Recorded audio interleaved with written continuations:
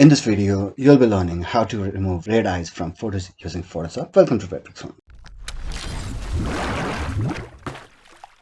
Hey guys, welcome to webtrickshome. In this video, you'll learn to use red eye tool in Photoshop that will help you to remove red eyes from your photos taken at low light with a flash. Let's get started. So this is the photograph I'm going to use to teach you the use of red eye tool in Photoshop. Alright, let's duplicate the layer to work on it non-destructively. Alright, so this will be the layer I'll be working on. Then go to the tools bar right below the eyedropper tool in the group of spot healing brush tool, and at the bottom of the tools list you'll see the red eye tool. Select it, and with the red eye tool selected, you can see here you can define the pupil size and the pupil darken amount over here. And basically pupil size allows you to define the size of the pupil with proportion to the area of the eye. Alright, and then you can define how much dark you want your pupil. I'll leave it as it is. Alright, in my settings pupil size 12% and the darken amount is 13%. So let's have a look how we can do that. You can use the red eye tool in two ways. The first one will be to click on the red area. Let's zoom it a bit. Simply click on the red area of your eye with the red eye tool selected, and you can see the color is changing. Color is a bit gray over here since the darker amount is only 30% over here, and the default value is 50%. I'll leave it as it is. Alright, and then you have got another way to use the red eye tool, and that's by selecting a rectangular or a square area around the pupil. Alright, and release the mouse, and you can see the result over here.